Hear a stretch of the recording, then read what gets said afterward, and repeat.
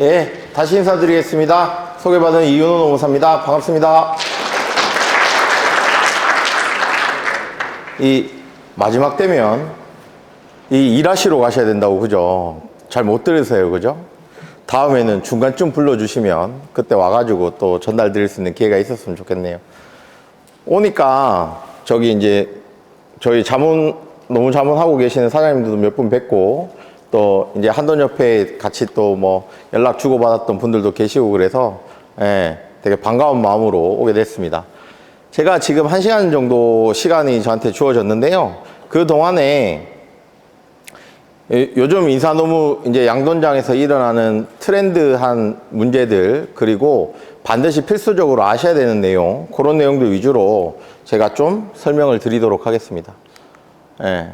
그래서 준비는 이렇게 해왔습니다. 그래서 여러분 교재에는 많은 내용이 실려 있는데 시간이 1시간이니까 이걸 다 설명드릴 수는 없고, 그 중에 중요하다고 생각되는 것 위주로 설명을 좀 드리겠습니다. 자, 먼저 근로계약서 얘기할 건데요. 제가 근로계약서를 얘기할 거예요. 근로계약서부터 한번 보시도록 하죠. 그 전에 요거부터 한번 제가 설명을 좀 드리겠습니다. 제가 대연회계법이라는 곳에 지금 근무를 하고 있는데, 대연회계법인 아시죠? 네, 거기서 일을 하고 있어요. 한 10년 정도 했습니다. 그래서 제가 10년 전에 양돈장의 노무관리를 하기 위해서 대연에 입사를 했을 때 저도 고민이 많았어요. 내가 농장에서 과연 무슨 일을 하지? 노무사인데 어떤 일을 해드리지? 라는 생각을 많이 했었는데 막상 와보니까 할 일이 많더라고요. 그래서 그 10년 전에는 우리 일반 사업장에서는 어떤 이슈가 있었냐면 임금체불과 부당해고 사건이 많았습니다. 그때 당시에 10년 전쯤에. 그때 우리 농장에서는 임금체불 사건들만 좀 있었어요. 나머지 인사노무에 관한 주제 토픽들에 대해서는 관심이 전혀 없으셨습니다. 그러다가 5년쯤 흘렀어요. 5년쯤 흘러서 지금으로부터 한 5년 전쯤에, 여러분 지금은 다 알고 계시지만 그때 당시에 일주일에 근로를 52시간까지만 할 수 있다, 이런 기사가 엄청 많이 나갔습니다. 그죠? 그래서 제가 하루에 전화를 진짜 30-40통 정도 받았습니다. 질문이 똑같아요. 저희 농장인데 저희도 일주일에 52시간까지밖에 못 시키나요? 이 질문을 제가 하루에 한 30-40통을 받았어요. 많이 받을 때는 한 60통도 받은 것 같은데 그렇게 받았거든요. 자, 우리 52시간까지밖에 못 시키나요? 더 할 수 있죠? 지금 다 알고 계시는 내용이지만 그때 당시에는 그게 너무나 궁금하셨고 질문이 많았는데, 그 이슈는 지금 일반업에서는 지금도 이슈가 되고 있어요. 특히나 제조업에서는 제조업, 마트 이런 곳에서는 52시간을 넘게 근로할 수밖에 없는데, 어쨌든 서류상으로는 52시간을 만들어야 되는 그런 문제들이 있어서 지금 그런 이슈들이 5년 전쯤에 일반업에서 이제 대두가 됐었고, 5년 전쯤 되니까 우리 농장들에서도 이슈가 생기기 시작했는데, 그 이슈 중에 하나가 뭐냐면 연차 휴가였어요. 제가 대연 처음 와서 여기저기 교육을 많이 했어요. 그래서 경기도 화성이었나? 그 대표님이 한 70분을 모셔놓고 강의를 했습니다. 그래서 그때 당시에 제가 그랬죠.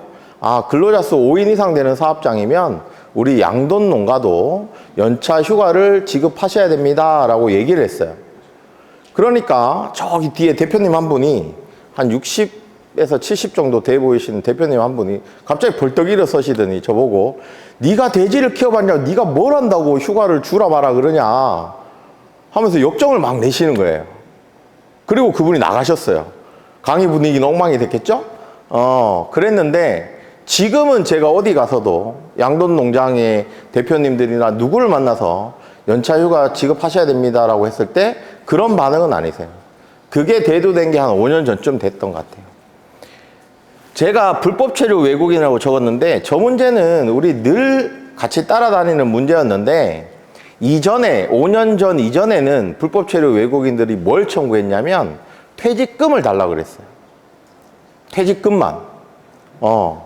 달라고 할 수 있는 게 거의 퇴직금 뿐이었어요. 그러다가 5년 전쯤에 연차가 이렇게 농장에서 연차가 있다는 사실이 널리 퍼지다 보니까 이 외국인들이 나가면서 이제 퇴직금 플러스 연차를 달라 이렇게 주장하기 시작했습니다. 자, 브로커 입장에서는 그렇죠. 퇴직금 1,000만 원 받아주면 20% 받으면 200만 원이에요. 그죠? 근데 퇴직금 1,000만 원에 연차 500만 원을 받을 게 있는 거야. 그러니까 1,500만 원짜리 사건이 되니까 300만 원을 벌잖아요. 그러니까 브로커들이 더 적극적으로 활개를 치면서 적극적으로 사건이 많아졌어요. 제가 느낄 때. 그래서 5년 전쯤부터 그런 일들이 있었고요.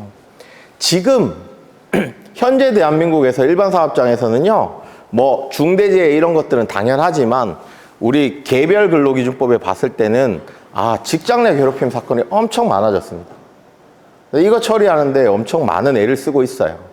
자, 우리 농장에서는 지금 어떤 일들이 벌어지냐? 부당해고 사건이 많아지고 있어요. 부당해고 사건이 많아진 이유는 제가 왜 그럴까를 한번 생각해 보니까 우리가 과거에는 E9H2 근로자만 썼습니다. 그죠? 지금은 누가 있어요? E7이 있잖아요. 그러니까 E7 근로자들이 이 사람들이 문제를 일으켰을 때 우리가 해고를 시키면 이 사람들은 자기 나라로 돌아가야 돼요. E7 따기 위해서 많은 내가 비용도 들이고 노력도 들였는데 지금 우리가 그냥 해고를 해버리면 이 사람들은 돌아가게 되니까 이 사람들은 거의 부당해고 구제 신청을 합니다. 하게 돼요. 그래서 그 E7 근로자들을 절차에 맞게끔 해고시키지 못했을 경우에 사업장 그 사람들은 포기를 못해요. 왜? 내가 가진 피해가 너무 커. 그러니까 부당해고 사건을 초심에서 지면 재심까지, 중노위 재심까지 갑니다. 실제로 저도 계속 겪고 있고, 그런 일들이 일어나기 때문에 지금은 부당해고 사건들이 우리 농장으로 들어왔다. 지금도 E9이나 H2 근로자들은 부당해고 사건을 제기하지 않아요. 그 사람들은 체류할 수 있는 기간이 짧기 때문에 빨리 다른 데 가서 일하려고 합니다. 근데 E7은 그렇지 않기 때문에 우리 사업장에서 내가 잘렸다 그러면 특별하지 않으면 기다렸다 부당해고 구제 신청합니다. 그래서 그렇게 부당해고 구제 신청을 하면 뭐 체류 자격이 E10인가 뭐 이렇게 바뀌는 그런 절차를 할 수가 있거든요. 해고로 인정받으면. 그래서 그걸 노리고 하는 경우도 있고요. 아니면 정말 그런 방법이 없으면 농장으로 돌아가는 경우들도 있습니다. 그래서 부당해고 사건이 지금 늘고 있다. 이렇게 말씀드릴게요. 자, 이게 흐름인데요. 요 흐름 속에서 제가 중요하다고 생각하는 것들을 몇 가지 말씀을 드리겠습니다. 우선은 저는 늘 계약서를 엄청 중요하게 생각하거든요. 예. 그래서 계약서를 되게 중요하게 생각하는데 여러분들한테 한번 여쭤볼게요. 여러분이 근로자를 뽑았어요. 근로자를 뽑았어요. 면접을 봤어요. 면접을 보면서 야, 너는 우리 농장은 아침 8시부터 저녁 6시까지 근무해. 그리고 중간에 2시간 점심시간 있어. 너 일주일에 한 번만 쉬는 거야. 그리고 내가 250만 원 줄게. 라고 약속을 했어요. 그러면 근로계약이 성립된 거예요? 안 된 거예요? 계약서는 안 썼어요.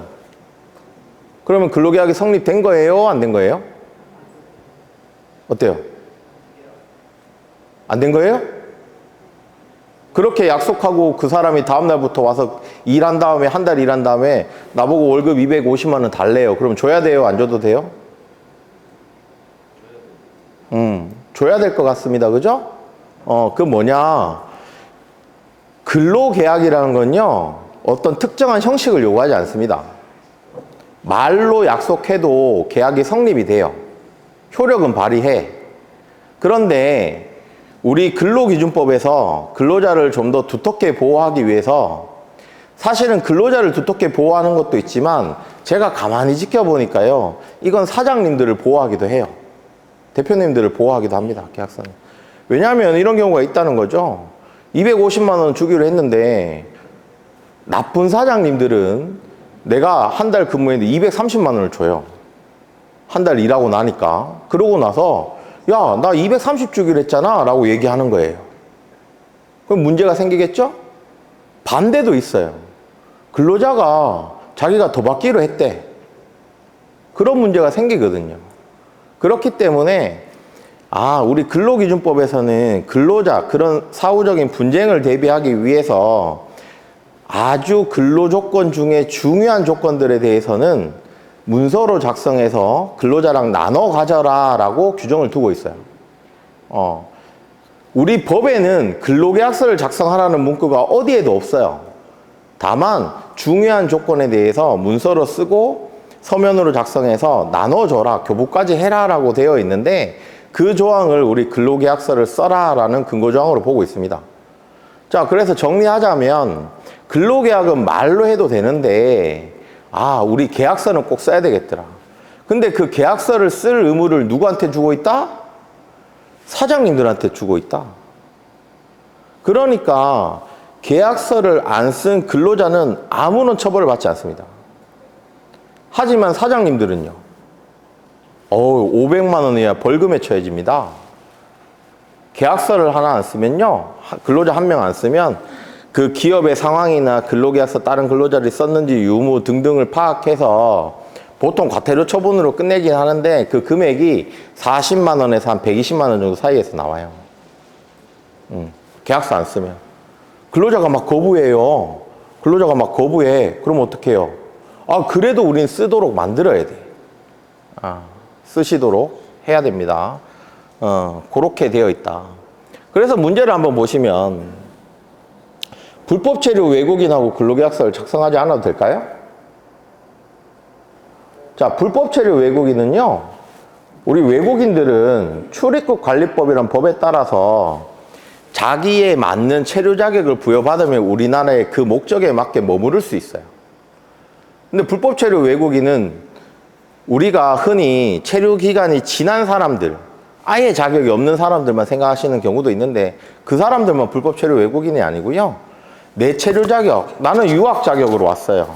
유학 자격으로 오면 유학 자격으로 온 사람은 일할 수 있는 게 한정적이에요. 학생들이 아르바이트하는 수준의 정도만 일을 할 수 있어요. 근데 이 사람이 제조업 공장에서 일하고 뭐 이렇게 일하면 그 사람도 체류 자격 이외의 일을 하니까 불법 체류 외국인처럼 다뤄져요. 어찌됐든 간에 불법 체류 외국인이 뭐 기간 도과된 외국인이나 쳐봅시다. 그러면 그 사람은 우리나라에 머무를 수 있는 자격이 출입국 관리법상에 없는 사람이에요. 하지만 그 사람이 우리 농장에서 일을 한다 그러면 그 사람은 근로자예요.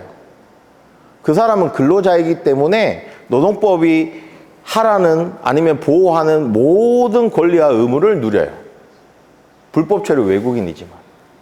그래서 그 사람하고도요, 연차 휴가 주셔야 되고, 계약서 쓰셔야 되고, 퇴직금도 주셔야 되고, 최저임금도 준수하셔야 되고, 그런 문제들이 생기는 거예요.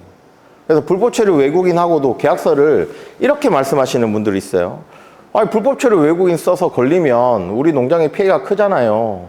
그 계약서 남기면 나중에 그거 다 문제될 건데 그거 왜 써요? 그 말씀도 맞아요. 근데 불법 체류 외국인을 단속하는 아주 기본적인 원칙은 뭐냐면요. 현장 적발이에요.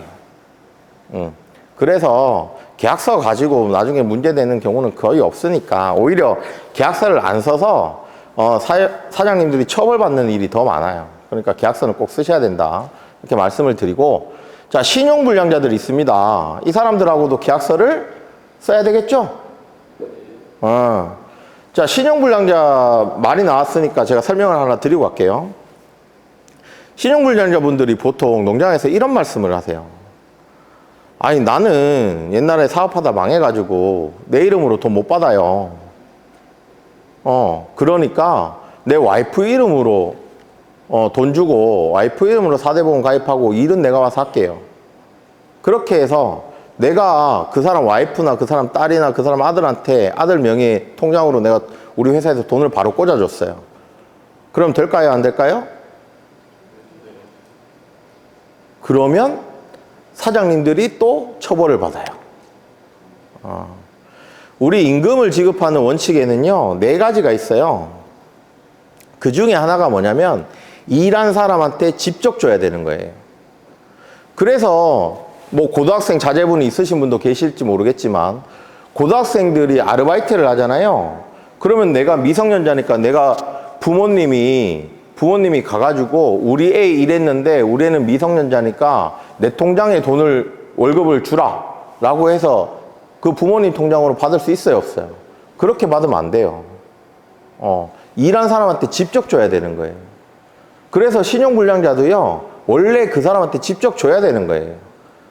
그래서 결국은 내가 우리 회사 통장에서 그 사람이 지정하는 사람의 통장으로 돈을 넣을지라도 중간에 뭘 만들어야 된다? 내가 그 사람한테 이 돈을 지급했다는 문서를 하나 만들어 놓으셔야 돼요. 그게 제일 좋은 게 뭐냐면 몇 월 며칠 몇 월의 임금 대가로 얼마를 지급했다. 그 다음에 그 사람이 수령했다고 사인하면 되잖아요. 그죠? 그러면 이게 어떻게 되냐? 나는 그 사람한테 돈을 줬는데 그 사람이 우리 농장의 방역 때문에 나가기도 좀 어렵고 은행 업무를 보기 어려운 사람이라 우리한테 그 돈을 주고 부탁을 해서 이체를 하라고 부탁을 했다. 이렇게 되는 거예요. 근데 그 과정에 문서가 없으면 어떻게 되는 거예요? 일 안 한 사람한테 내가 직접 주는 거예요. 그러면 처벌을 받습니다. 그러니까 신용불량자 같은 경우에는 관리하실 때 꼭 그렇게 하시고, 그리고 신용불량자는 임금을 못 받나요? 월급 받으면 다 압류돼요? 그게 아니에요. 그렇지 않아요. 신용불량자도 그 사람이 일을 해서 어느 정도는 돈을 받아야지 살 거 아니에요. 그래서 압류를 할 수 있는 금액 하한을 정해놨어요. 올해 기준으로 통장에 꽂히는 돈 기준으로 185만 원까지는 압류를 아무도 할 수 없어요. 그래서 저희 같은 경우에는 저희 노무팀에 자문하는 업체들 같은 경우에 저희가 어떻게 관리를 해드리냐면 최저임금 정도는 신고를 해요. 그래서 4대 보험도 놓고 다 해요. 그런 다음에 나머지 부분은 아까 말씀드린 방법대로 처리를 하죠. 안 그러면 현금으로 처리하든지 뭐 그렇게 하고 있습니다. 그것도 하나의 방법이다 이렇게 말씀드리고, 그 다음에 일용직 근로자가 근로계약서 작성하지 않아도 될까요? 농장에 일용직이 있어요, 없어요? 농장은 원래 거의 없습니다. 농장 활동만 보면 거의 없는데 이 일용직은 언제 나오냐? 우리가 축사를 개보수할 때 사람이 들어와요. 그때 일용직 근로자 들어오면 사실 그 사람들하고도 계약서는 원래 쓰셔야 됩니다.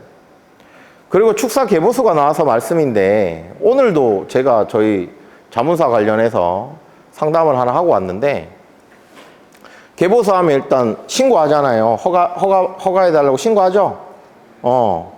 그때는 허가를 내줬어요. 그래서 우리가 도급을 줬거든요. 건설업자라는 사람한테 도급을 줬어요. 그래서 산재도 네가 다 해라. 그래서 그 사람이 보험료도 그 사람이 다 냈어요. 이제 착공신고하려고 가니까 오늘 공무원이 뭐라 그랬냐면, 건설산업기본법 보니까 축산업 관련된 사람 시공자는 전문건설업자야 된다. 근데 지금 도급받은 사람이 전문건설업자 아니네. 그래서 우리는 착공신고 못 내주겠다 이렇게. 그럼 어떻게 해요? 물어보니까 농장은 다 그렇게 알고 계세요. 저 사람 건물 짓는 사람이고 우리 동네에서 저 사람이 건물 많이 지었는데? 맞아요. 하지만 그 사람은 전문건설업자는 아닐 가능성이 90%예요. 제가 본 바로는. 그럼 전문건설업자랑 전문건설업자가 아닌 사람은 어떤 차이가 있냐? 전문건설업자는요, 전국에 공사 현장이 있어요. 내가 하는. 그래서 그 현장마다 내가 산재보험을 가입을 해놔요. 그래서 A, B, C, D 전국에 4곳이 있다. 그러면 A, B, C, D 내 이름으로 가입을 다 해놔요, 산재. 그러니까 뭐예요? 거기서 일하러 오는 사람은 내가 처리가 돼요. 근데 전문건설업자 아닌 사람은요, 그런 게 없어요. 그냥 일을 시켜. 그러다 사고가 나요. 그럼 어떻게 돼요? 나 산재보험 못 해주는데요. 이렇게 되는 거예요. 그럼 어떻게 돼요? 결국은 농장 직영처럼 처리가 돼요. 그래서 농장에서 산재 수습을 해주는 경우가 있어요. 농장이 다행히 법인사업자거나 개인사업자인데 근로자가 5인 이상이라서 산재보험이 원래 가입되어 있으면 그나마 괜찮아요. 해결할 수 있어. 근데 농장이 근로자가 5인 미만이고 개인 농장의 경우에는 산재보험을 의무적으로 가입하지 않아도 되거든요. 그런 농장들 같은 경우에 사고 난 거를 절대 산재로 처리할 수가 없어요. 그래서 나중에 대표님들 생돈으로 재해자의 보상을 해주는 경우들이 생기더라. 그래서 그런 것들 좀 주의하셔야 된다. 그런 거고요. 근로계약서는 업무를 시작하기 전에 미리 작성해야 되나요? 네, 맞습니다. 자, 근데 우리가 업무 시작하기 전에 못 썼어요. 그럼 뭐예요? 최대한 빨리 쓰세요. 어떤 사람이 우리 회사에, 우리 농장에 와서 일하다가 3일 일하고 나갔어요. 그런 다음에 난 계약서 안 썼는데요 라고 노동청에 신고하시면 여러분 처벌받으시는 거예요. 나중에 가가지고 걔 3일밖에 일을 하다가 3일만 일하고 나갔는데요. 지가 알아서 나갔는데 필요 없어요. 원래 계약서 작성 시점이 언제냐? 일 시작하기 전 아니면 일 시작과 동시에 쓰는 거예요. 일부터 먼저 하는 건 없다. 그렇게 보시면 되겠습니다. 그 다음에 요거 한부 꼭 나눠주셔야 돼요. 한부 꼭 나눠주셔야 되고 나머지는 중요한 내용들은 문서로 작성해라 뭐 이런 내용들이니까 조문을 한번 같이 보면서 할게요. 예. 근로기준법 아까 말씀드린 것처럼 17조에 보면 이렇게 나와 있어요. 계약서를 작성하라는 내용은 없어요. 근데 여기 보시면 임금, 근로시간, 휴일, 연차유급, 휴가 이런 것들은 우리 일할 때 굉장히 중요한 거죠. 그래서 이런 것들을 할 때는 계약 체결할 때 요 내용들 아니면 이거를 변경할 때 반드시 명시를 하고 그리고 그런 내용들을 할 때는 서면으로 작성을 하고 반드시 한부 나눠줘라 이렇게 돼 있어요. 요 조항을 근거로 우리 계약서 작성을 해야 된다 이렇게 보고 있습니다. 오늘 아침에 제가 저희 회사 대연회계법인 행사를 대구에서 하고 왔어요. 그래서 150명 정도 되는 사장님들하고 이제 얘기를 하고 강의를 해드리고 아침에 끝났는데 질문을 엄청 하시더라고요. 그래서 그 질문을 하고 왔는데 제가 그래서 말씀드렸어요.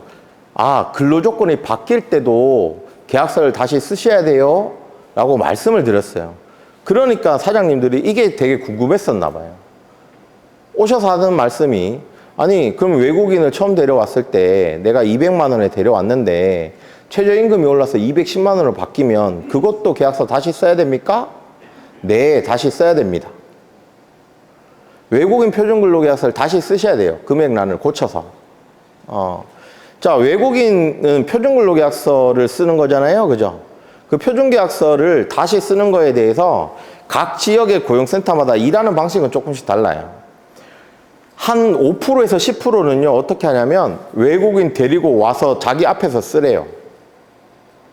사장님이 근로조건을 다르게, 그러니까 좀 낮게 작성해서 할 수도 있으니까 자기는 못 믿겠으니까 데리고 와서 쓰래. 그런 데도 있고요. 근데 많은 곳들은 어떻게 하냐면 농장에서 쓰고 농장에서 보관해요. 아니면 농장에서 쓰고 우리한테 한부 보내줘요. 요렇게 해요. 뭐 어찌됐든 간에 어떻게 된다? 급여가 바뀌면 다시 쓰는 거다. 내가 일을 잘해서 1년에 걔를 급여를 3번 올려줬다. 그러면 1년에 계약서를 몇 번 써야 돼요? 3번 다 쓰는 거예요. 변경됐을 때 안 쓰면 계약서 안 쓴 거랑 똑같이 처벌받는다. 이렇게 보시면 되고 그 다음에 나눠주라고 했잖아요. 나눠주라고 했기 때문에 안 나눠주면 안 쓴 거랑 똑같이 봐요. 그래서 나눠주라고 하니까 노무사님 그러면 꼭 2부를 작성해야 되나요? 아니요. 한 부 작성하고 복사해서 주셔도 돼요. 복사해서 주셔도 돼요. 어쨌든 한 부를 근로자한테도 줘야 된다는 게 중요한 거예요. 그렇게 보시면 되겠습니다. 그래서 요 근로계약서는 너무너무 근로기준법의 아주 기본이고요. 아주 기본입니다. 그래서 외국인은 표준근로계약서 쓰셔야 되는 거고, 그렇습니다. 넘어가 주실래요? 자, 아까 잠깐 말씀드렸지만 우리 농장은 일주일에 농장에서 근로자를 뽑아가지고요 하루에 15시간 근무시켜도 되나요? 하루에 15시간 일시키면 돼요? 안 돼요? 돼요. 대신에 뭘 해야 돼요? 일한 만큼 임금은 줘야 되는 거예요. 자, 일반 사업장의 경우에는 하루 8시간, 일주 40시간, 일주일에 12시간의 연장 근로를 할 수 있다는 근로시간 규정이 적용이 됩니다. 하지만 우리는 그런 규정이 적용되지 않아요. 두 번째 적용되지 않는 게 일반 사업장에서는 4시간 근무하면 30분 이상 휴게시간, 휴식시간을 주게 돼 있어요. 그래서 일반 회사원들이 아침 9시에 출근해서 저녁 6시까지 근무를 하면 회사에 9시간 있잖아요. 그래서 중간에 1시간 점심시간을 휴게 시간으로 보는 거예요. 그렇게 이제 처리를 하는데, 우리 농장에서는 사실은 휴게 시간을 부여하지 않아도 문제는 없다. 하지만 업무적으로 힘들고 하니까 우리는 일반 사업장보다 휴게 시간을 많이 부여하더라. 이렇게 되는 거고요. 그 다음에 하나, 이제 근로시간, 휴게 시간이 적용되지 않고 나머지 하나 적용되지 않는 게 뭐냐면 휴일 규정이 적용되지 않습니다. 근로기준법의 휴일 규정에 이런 게 있어요. 여러분 주휴일이라고 들어보셨어요? 주휴일. 자, 일반 회사 다니는 우리 협회분들은 어떠냐면 월요일부터 금요일까지 5일 근무를 해요. 근데 토요일, 일요일날은 회사 안 나오잖아요. 일 안 했잖아요. 근데 그 중에 일요일은 월급이 나와요. 우리 법에서 월요일부터 소정 근로일이라고 해서 내가 일하기로 약속한 날에 일을 다 하면 일주일에 하루 이상은 유급으로 휴일을 부여해라 라고 적어 있어요. 근데 우리 농장은 그게 없어요. 적용이 안 돼요. 그러니까 뭐예요? 일반 사업장에서는 5일 근무하는 임금이 우리는 6일 근무하면 그 임금이랑 똑같은 임금을 지급하면 돼요. 우리가 별도로 너네한테 유급 휴일을 줄게 라고 약속하지 않으면. 그 다음에 여러분 공휴일 있잖아요. 달력에 빨간 날 있죠.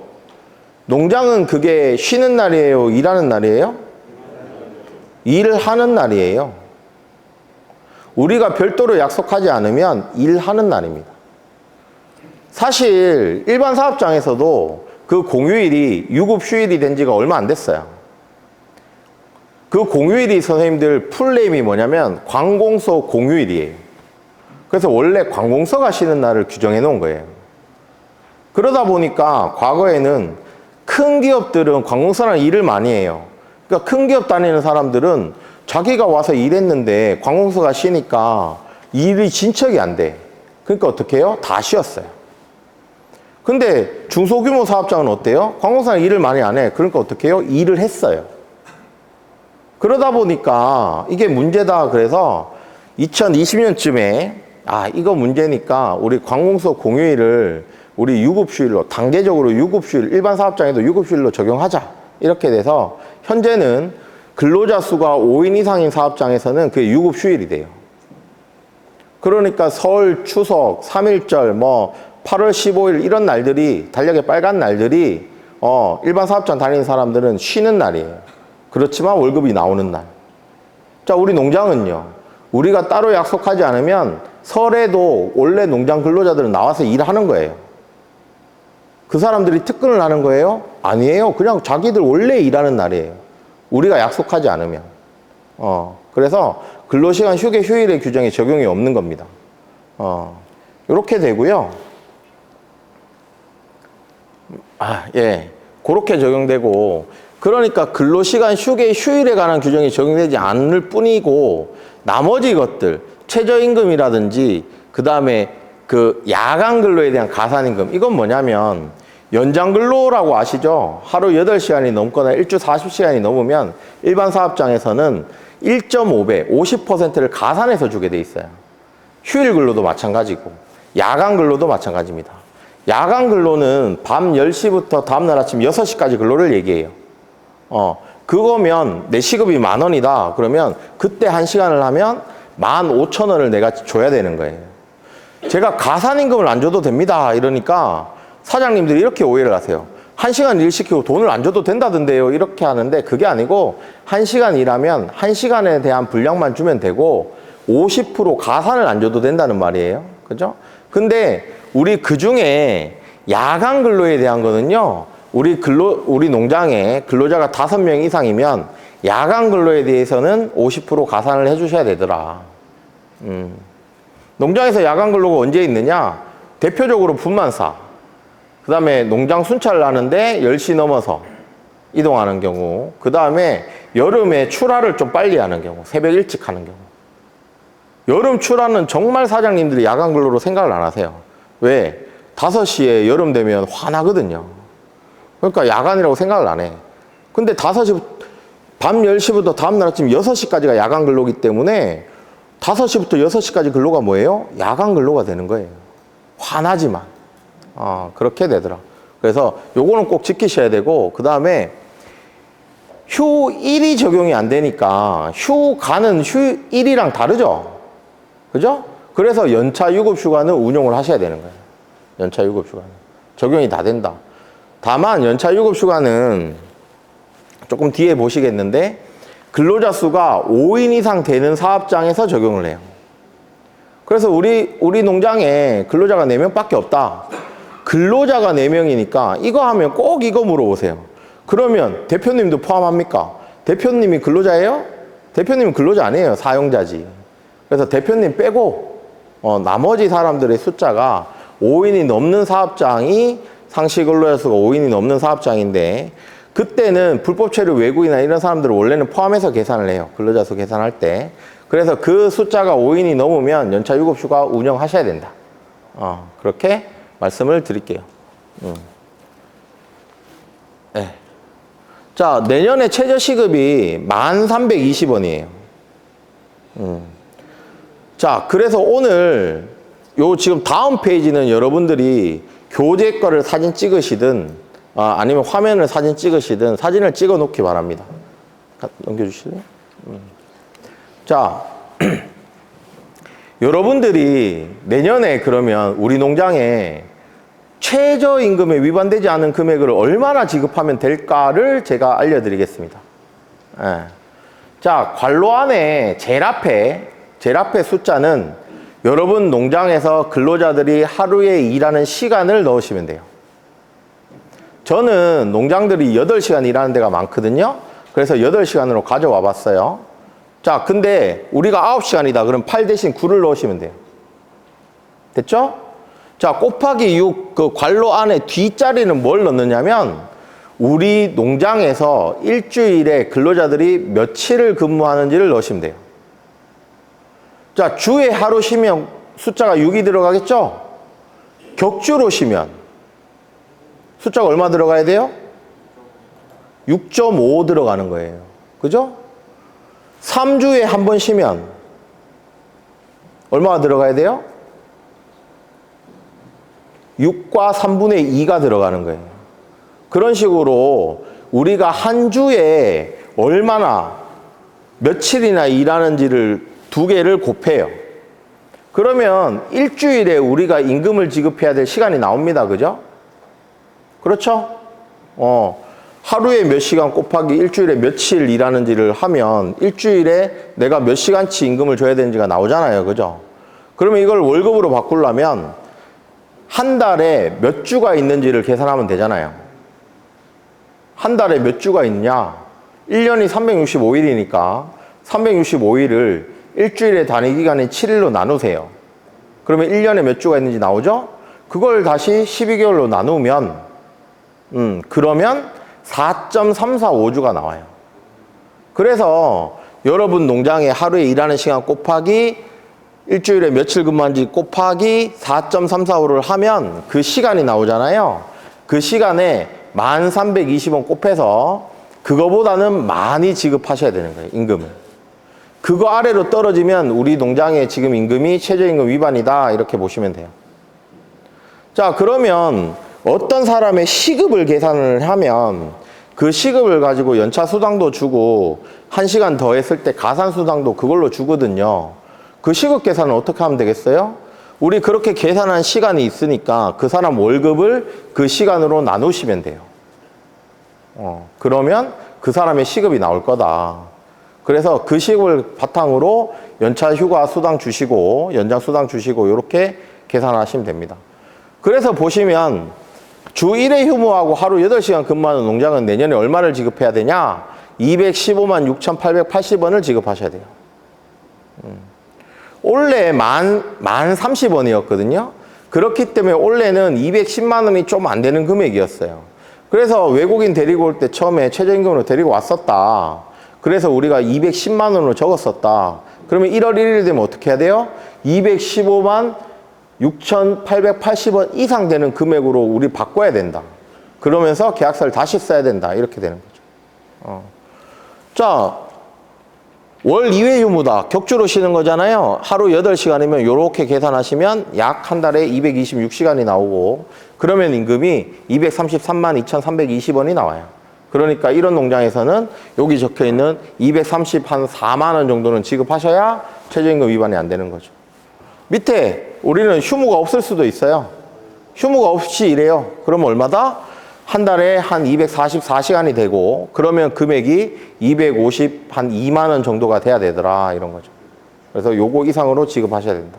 그래서 여러분들이 월말에 바쁘시겠지만 내년을 대비해서 12월 달에는 내년에 최저임금 위반이 없는지 그 다음에 연차를 얼마나 썼는지 그걸 정리하는 인사노무에서는 그걸 정리하는 달이 12월입니다. 그렇게 보시면 되겠다 라고 하고요. 자, 근로관계 유지에서는요 연차 유급휴가 할 거예요. 연차 유급휴가 할 건데 시간이 별로 없으니까 제가 연차 유급휴가 본론으로 들어갈게요. 바로. 자, 연차 유급휴가는요 근로자가 방금 말씀드린 것처럼 5명 이상 되는 사업장에서 운영을 하는 거예요. 5명이 안 되면 운영 안 하셔도 돼요. 그래서 제가 한 9년 됐나요? 어떤 사장님이 그때 당시에 농장에 연차라는 개념이 잘 없을 때니까 농장을 3개 가지고 계신데 인원이 6명, 2명, 2명이었나? 뭐 그랬어요. 그래서 6명 농장에 다니는 근로자가 연차 수당을 달라 그러더래. 그래서 저한테 상담을 왔어요. 그래서 제가 연차에 대해서 일반적으로 쫙 설명을 드렸죠. 그러니까 그 사장님이 무릎을 탁 치시면서 노무사님 해결됐어요. 그러고 가셨어요. 어떻게 했다? 사람을 쪼갰다. 433으로. 그러니까 아무도 5인이 안 되더라. 그래서 연차를 운영 안 하시더라. 뭐 그것도 방법이긴 합니다. 근데 그게 어려우시다고 하면 5인 이상이면 연차를 운영하셔야 된다. 이거는 개인이나 법인이나 그걸 구분하지 않습니다. 그래서 개인이나 법인이나 다 운영하셔야 된다. 이렇게 보고요. 외국인 근로자에도 적용되고 불법 체류 외국인한테도 적용됩니다. 농장에서 이런 사람은 잘 없죠? 일주일에 15시간 미만 근로하는 사람은 연차 휴가 안 줘도 돼요. 이런 사람은 거의 없잖아요. 그죠? 그래서 농장에서 우리가 5인 이상이다. 그러면 연차를 운영해야 된다. 이렇게 보시면 되겠습니다. 참고로 제가 이거 연차를 해야 됩니다. 이러고 나면 쉬는 시간이나 강의 마치고 꼭 대표님들이 오세요. 물어봐. 노무사님, 우리는 지금까지 연차 안 했는데 그럼 어떻게 해요, 우리는? 이라고 물어봅니다. 그러면 제가 드리는 뭐 물론 이제 심층 상담을 하면 다른 해법이 나올 수도 있지만 대부분의 경우는 제가 뭐라 그러냐면 지나간 건 어쩔 수 없습니다. 근데 여러분이 아셔야 될 건 노동부에서 지도점검이 나서 적발이 되면요 3년치를 소급해서 주라 그래요. 퇴사자까지 다 챙겨서 주라 그래요.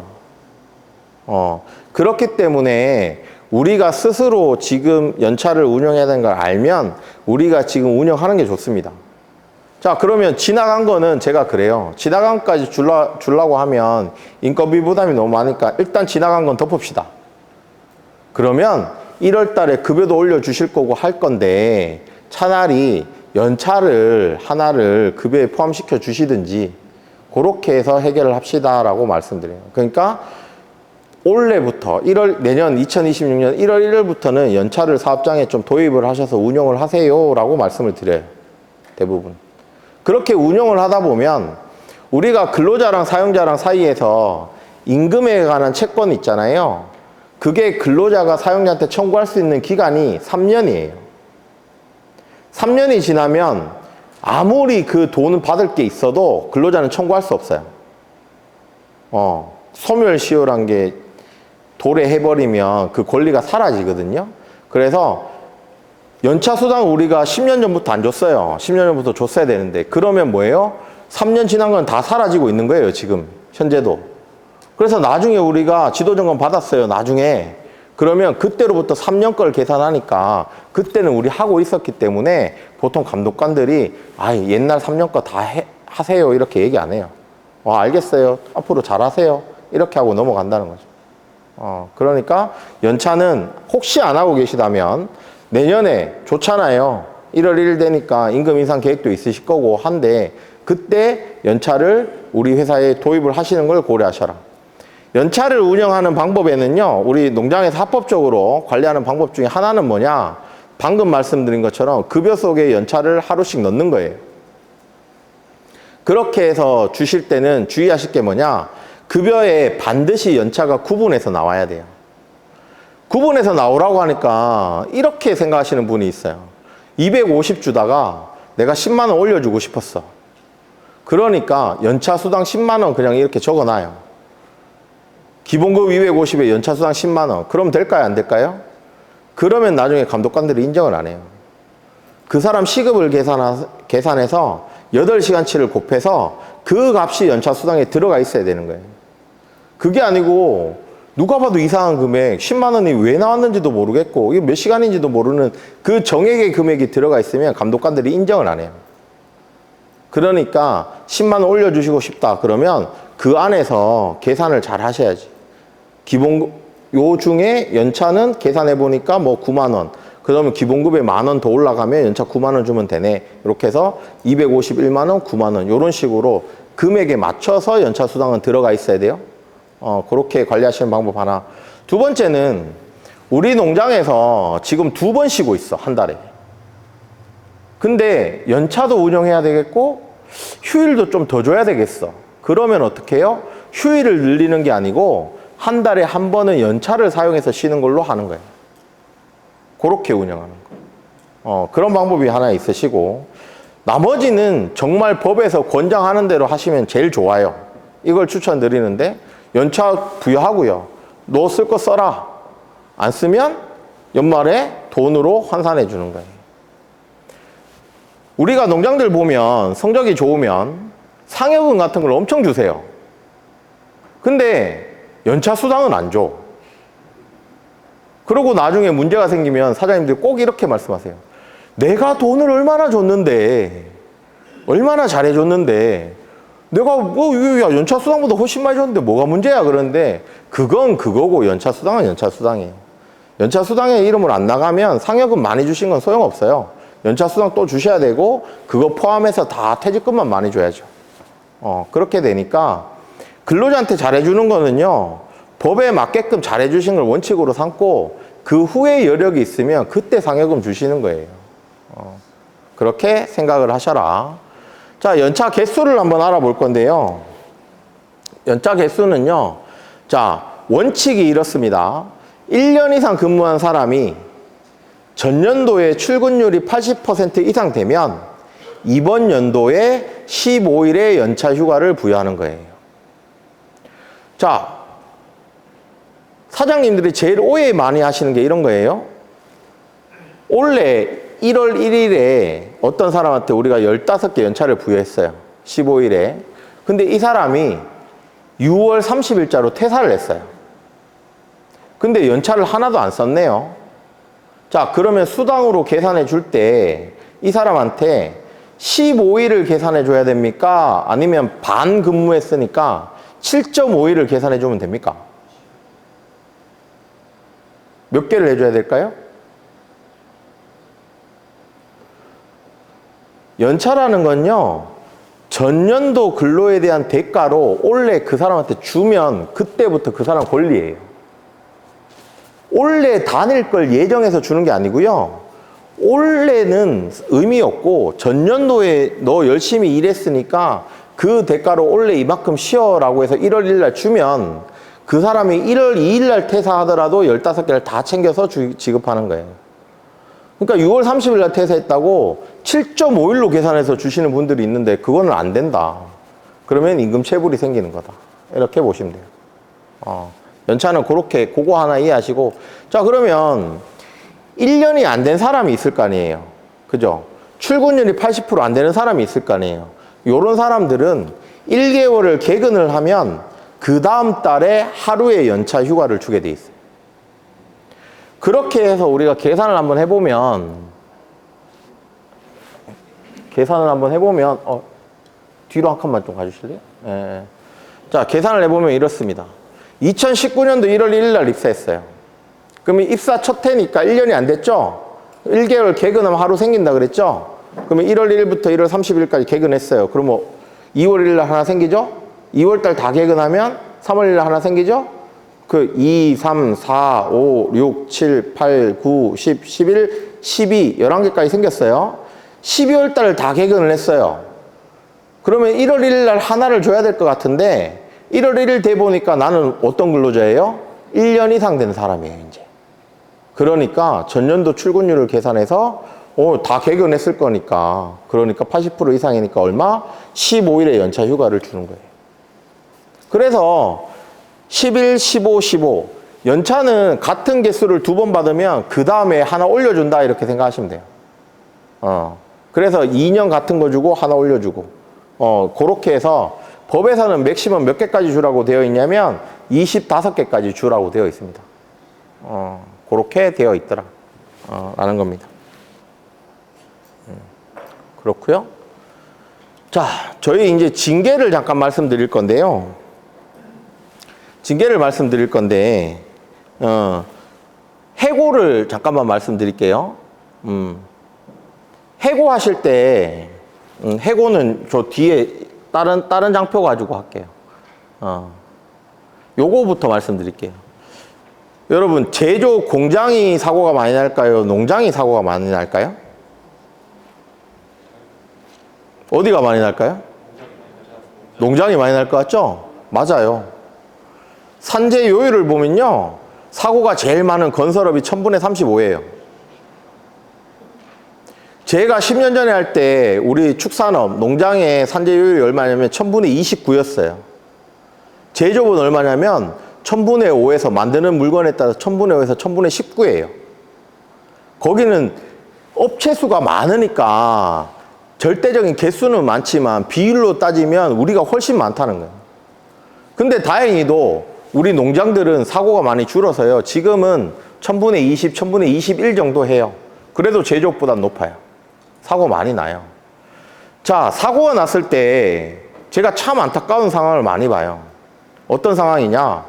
사장님들이 착하니까 외국인 근로자가 다쳤으니까 얘는 우리나라에 가족도 없고 누구 도와줄 사람도 없고 또 뭐예요? 우리나라 말도 잘 못하니까 얘가 다친 근로자가 피해를 본 거를 내가 어떻게든지 보상을 해줄게. 내가 책임지고. 그래서 산재도 막 도와주고 그 일을 막 해요. 근데 요 녹색의 영역, 근로자의 피해를 보상하는 산재 처리나 민사로 합의하는 거는 누구의 영역이냐면 근로자의 영역이에요. 제2자의 영역이에요. 정작 여러분들이 하셔야 될 건 뭐냐면 밑에 거예요. 재해 발생복. 여러분 사업장에서 일하는 모든 재해가 아니고요. 재해가 발생했는데 그 재해로 근로자가 3일 이상 휴업을 한다. 그러면 그렇게 되시면 우리 산업재해 조사표라는 걸 작성해서 관할노동청 산재예방 지도과에 내셔야 돼요. 산업재해 조사표는 산업안전보건법 시행규칙이라는 데 보면 저 뒤에 별지에 제30호 서식으로 달려 있어요. 근데 그거 내용이 어렵지 않아요. 다운받을 수 있는데 출력하면 A4지 한 장이에요. 적는 것도 우리 회사 정보, 재해자 정보, 그 다음에 재해 발생 계획 및 원인, 재발 방지 계획 요거 적는 거거든요. A4지 한 장인데 요걸 한 달 안에 안 내시면 과태료가 나오는데 얼마냐? 그 A4지 한 장짜리가 700만 원입니다. 한 장이 700만 원이에요. 그래서 제가 보다 보면 그런 거죠. 사장님들이 피해 보상해 주는데 엄청 신경 써. 시간 다 갔어. 나중에 700만 원 내라고 날아와.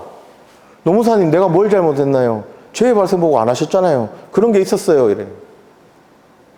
용서 안 해줍니다.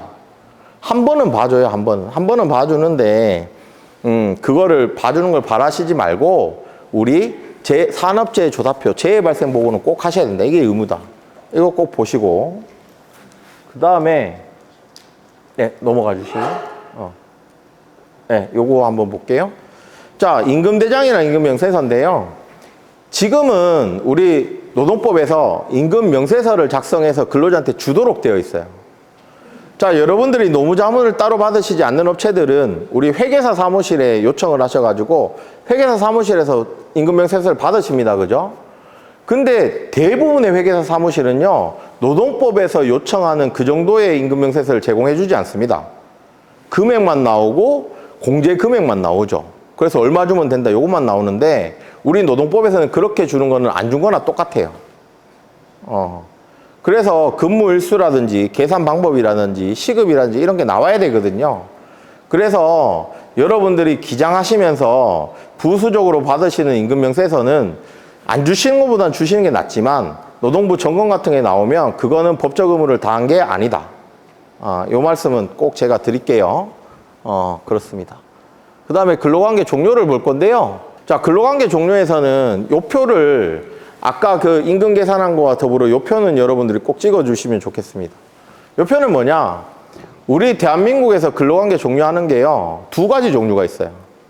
하나는 사람이 개입하는 거, 하나는 사람이 개입하지 않고 어떤 일이 발생하면 그대로 끝나는 거. 이렇게 두 가지가 있어요. 자, 사람이 개입하는 거는 한 사람이 개입해서 끝내는 게 있고 두 사람이 합의해야 되는 게 있어요. 이렇게 보시면 돼요.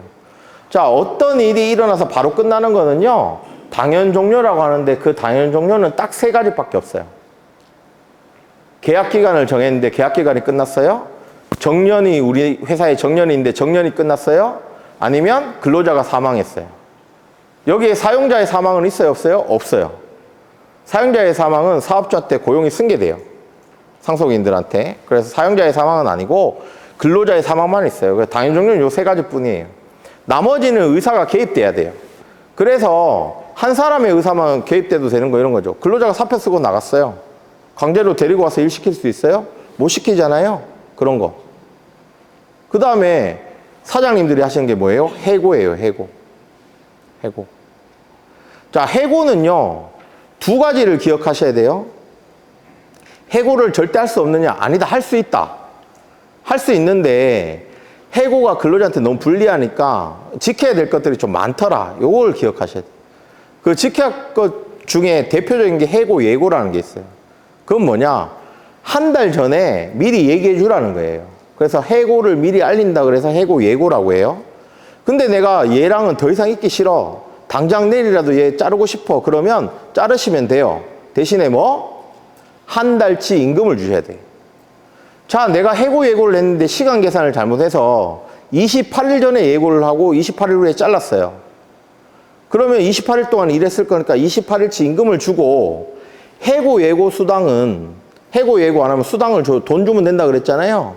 그러면 그거는 이틀치만 주면 될까요? 한 달치 다 줘야 될까요?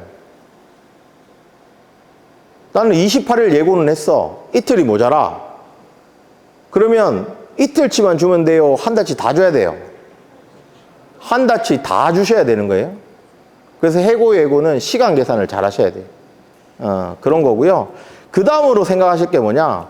해고는 서면으로 이 사람 너 자르는 사유가 뭐야? 너는 이것 때문에 잘리는 거야? 그리고 너는 언제자로 잘리는 거야? 사유와 시기를 서면 통지하셔야 돼요. 이거 하지 않으면 무조건 절차 위반으로 무조건 부당해고가 됩니다. 그래서 요거는 꼭 지키셔야 된다. 나머지도 뭐 중요하지만 요 두 개는 꼭 지키셔야 된다. 이렇게 보시고요. 네, 퇴직금 하나만 말씀드릴게요. 퇴직금 있잖아요. 우선 합법 외국인의 경우 출국만기보험, 삼성화재 출국만기보험 드시죠? 그게 외국인의 퇴직금이에요. 그럼 나간다 그럴 때 출국만기보험만 가져와서 주면 돼요? 그러면 안 돼요.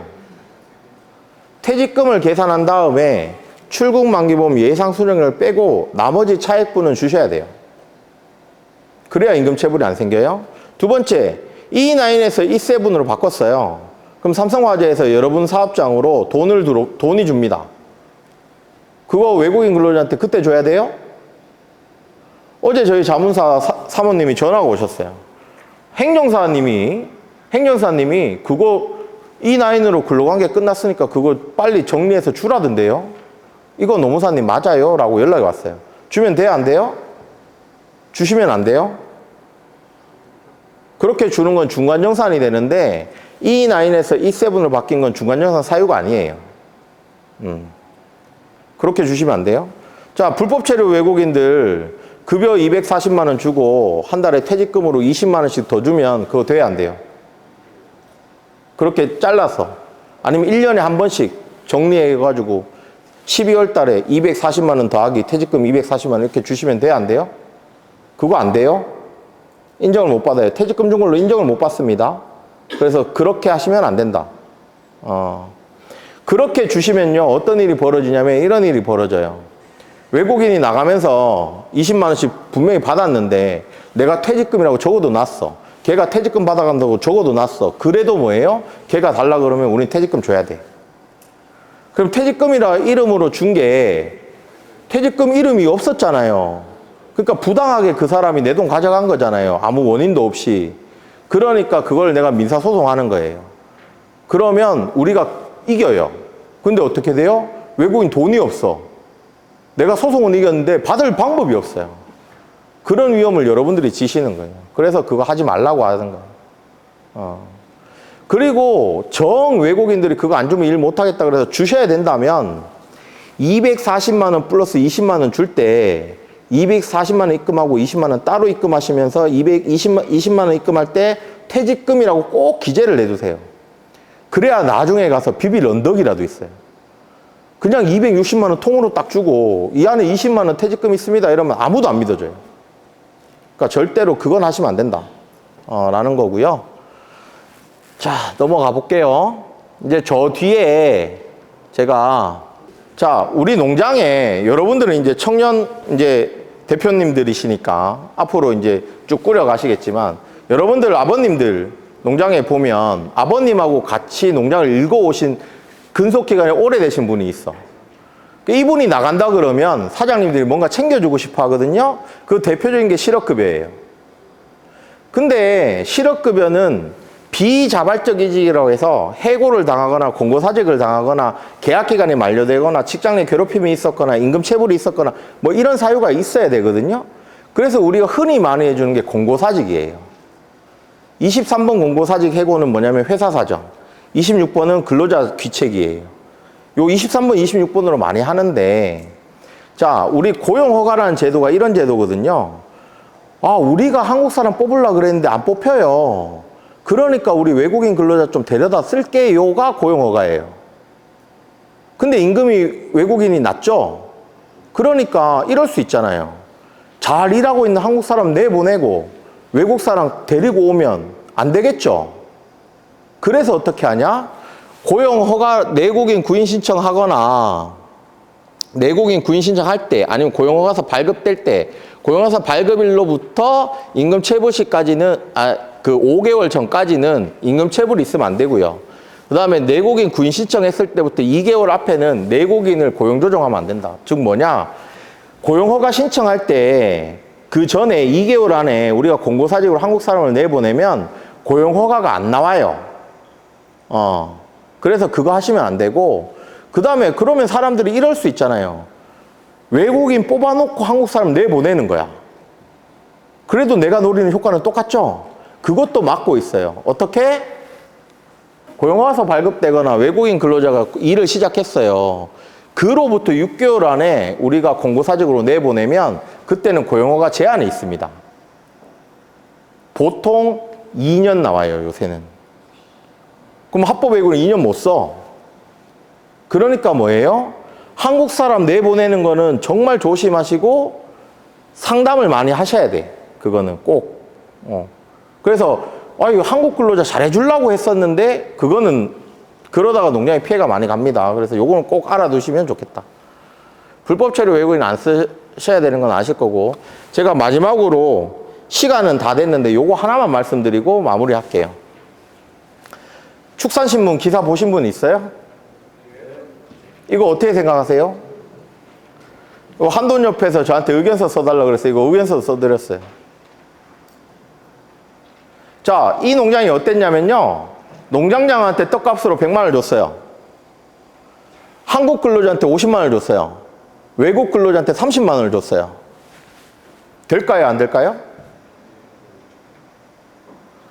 노동청에서 나가가지고 문제가 있다고 지적하고 한국 사람이랑 외국 사람이랑 그 차액분만큼을 외국인 근로자들한테 다 지급해라. 퇴사한 사람까지 포함해서 이렇게 명령이 왔습니다. 농장에서는 이런 주장을 하셨어요. 야, 떡값 복리후생이잖아. 임금 아닌데.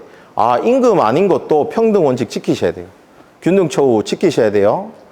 자, 그리고 균등처우란 거는 같은 것은 같게 다른 것은 다르게 해요. 그래서 농장장을 100만 원 주는 거는 제가 볼 때 문제가 없어요. 왜? 농장장은 관리인으로서 일반 근로자가 하지 않는 일을 많이 합니다. 그죠? 자, 그러면 같은 분만사에서 일을 하는데 한 사람은 한국 사람, 한 사람은 외국 사람이에요. 근데 한국 사람 50만 원, 외국 사람 30만 원 줬어. 이건 문제가 된다는 거죠. 이거를 합법적으로 그렇게 주고 싶으면 뭘 하시면 된다? 한국 사람이 외국 사람보다 어떤 일이든 몇 개를 더 한다라고 그걸 만드셔야 되는 거예요. 그래야지 문제가 안 생긴다. 다만 제가 여기서부터 제 사견입니다. 자, 이 사고가 있었던 이 지적을 받았던 농장이 어디서 있냐면 전라도인데, 제가 지역색이 있어서 그런 게 아니고 전라도에 원래 외국 인권 침해 사례가 엄청 큰 것들이 두 개가 빵 터졌어요. 하나가 뭐냐면 농장에서 외국인 근로자를 괴롭혀가지고 농장에서 근로자가 자살했어요. 폭행도 많이 하고 조대해버리고 뭐 여러 가지 문제가 있어서 3년 실형 살고 있는 분이 있으시고, 자, 하나는 여러분 많이 보셨을 거야. 지게차에, 우리 농장은 아닌데 지게차에 외국인 묶어서 랩 씌워가지고 막 돌아다녔어요. 그죠? 그게 다 전라도에 있었어요. 그래서 노동청에서, 전라도 쪽에서 노동청에서 지도 점검을 나가면 외국 인권에 대해서 엄청 빡빡하게 보는 것 같아요. 자, 제가 대연에 있으니까 제 축산업자분들을 자문사가 200개 정도 돼요. 노무 자문하는 데만. 올해 한 40곳 정도가 점검을 받았어요. 여기처럼. 우리 농장들 중에서도 이거 있어요. 떡값 다르게 주는데, 상여금 다르게 주는데 있어요.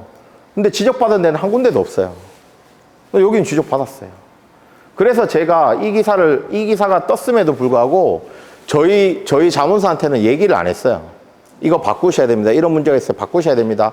아직은 다른 데서는 이 정도까지 엄하게 하진 않는 것 같아요. 근데 문제는 있어요. 법적으로 보면. 문제는 있어서 요거를 문제 없게 하시려면 어떻게?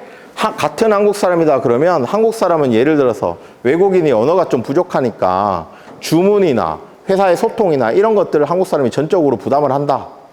뭐 아니면 한국 사람이 남아서 뭔가 업무를 좀 몇 가지를 더 한다. 이런 걸 만들어 놓으셔야 이런 떡값이나 상여금을 차등 지급하는 데 있어서 문제가 안 생깁니다. 되셨죠? 힘드시죠? 예. 제가 원래 강의 시간 딱 정시에 끝내는데 오늘 5분 동안 여러분들한테 더 했습니다. 죄송합니다. 예. 혹시나 궁금한 사항이 있으시면 나와서 질문하시고요. 다음에 또 좋은 기회 있을 때 다시 만나도록 합시다. 예. 강의 잘 들어서 감사합니다. 고맙습니다.